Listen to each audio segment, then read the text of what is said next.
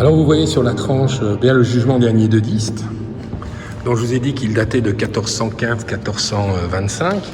Et ce tableau aurait pu être aussi l'illustration d'une grande invention de l'époque, qui est le tableau d'autel, qui apparaît à la fin du XIVe siècle, qui va organiser et structurer le monde gothique, c'est-à-dire qu'il va créer un axe à l'intérieur de l'église, où sur le maître-autel, là où la liturgie se donne, eh bien un tableau va devenir une sorte de point de fuite spirituel de la construction du lieu.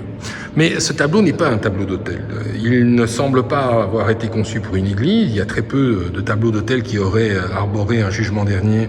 comme valeur figurative. Il s'agit davantage d'un tableau qui est un tableau de justice. Un tableau qui devait décorer probablement un lieu où on rendait la justice. Ce qui explique la construction de cette représentation, où évidemment le Christ, comme le prévoient les Écritures, est celui qui rend le jugement, avec ces deux figures d'intercesseurs qui plaident en faveur, et,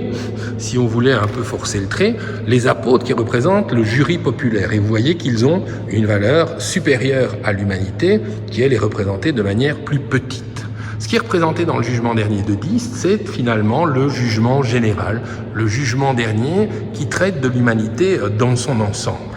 Saint-Michel, dans ce tableau-là, vous voyez, est un des instruments, finalement, de la répression, si on voulait utiliser ce terme, et un des damnés qui voulait s'enfuir est ramené, accompagné par ce monstre et son fouet incandescent, vers la gueule du Léviathan qui va devoir l'absorber. À ce jugement général, eh bien, il y a d'autres versions picturales qui répondent, notamment à travers une vision qui est davantage liée au jugement individuel, c'est-à-dire ce moment où le défunt venant de trépasser, son âme va quitter le corps et il va y avoir alors une pesée de l'âme qui va être exécutée. C'est ce que nous donne à voir un siècle plus tard, on est environ en 1510, Colin de Cotter, dans ce tableau qui est un tableau remarquable, mais qui n'est qu'un fragment d'un grand retable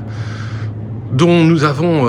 bien encore d'autres morceaux, et notamment un deuxième morceau qui se trouve à Bruxelles, qui montre la Vierge, et deux autres morceaux qui se trouvent à Munich et à Cologne, et qui reprend, on y reviendra, le jugement dernier de Van der Weydt tel qu'il est présenté à Beaune. Ce qu'on a ici, c'est Saint-Michel qui est au centre de la composition. Théoriquement, au-dessus de lui, devait se trouver assis sur un arc-en-ciel la figure du Christ. Celle-là n'a pas été retrouvée. Et Saint-Michel est placé là, dans une position qui est une position tout à fait caractéristique. Il est occupé à se livrer à la pesée des âmes. Alors, cette pesée, évidemment, comme le tableau a été démembré, elle va s'exprimer sous deux formes, à travers, non pas la pesée de l'individu en tant que tel, comme on le retrouve dans certaines représentations, mais de nouveau, une forme de critique de l'abus de capitalisme ou du capitalisme sauvage qui se développe, cette balance dans laquelle un des plateaux contient des pièces de monnaie, et vous voyez que ce plateau va vers le sol, c'est-à-dire vers l'enfer, qui devait se trouver à notre droite, là où se trouve aujourd'hui le cartel. Si on suit du regard la balance, eh bien on sort de la composition et on se retrouve dans la composition qui est conservée à Munich, et l'autre plateau de la balance, lui, portait en fait une branche de lys, c'est-à-dire la pureté contre la vénalité, et le discours était à ce niveau-là extrêmement bien construit. L'ange, l'archange Saint-Michel, tel qu'il est présenté ici, est en fait une référence directe. Il y a une sorte d'archaïsme dans le travail de Colin de Cotter. On est un siècle plus tard, on est presque un siècle après les grands fondateurs que furent Van der Weydt et Van Eyck, et d'une certaine manière, Colin de Cotter, c'est un temps d'arrêt qui fait marche arrière et qui se retourne vers un point d'origine qu'il veut analyser. Alors on retrouve la précision de la symbolique florale, et on retrouve une attitude qui est une attitude très largement inspirée du Saint-Michel de Van der Weydt sur le polyptyque qui se trouve aujourd'hui à Beaune, si ce n'est que la dimension de mélancolie et la fermeture du visage n'ont rien à voir avec Van der Weydt, mais sont davantage inspirés par le grand polyptyque de Gdansk exécuté par Hans Memling. Et on voit dans cette scène, alors on appelle ça la psychostasie, la pesée des âmes, on voit dans cette œuvre, eh bien, finalement, que Van der Weydt a été un modèle qui est largement repris, même si Memling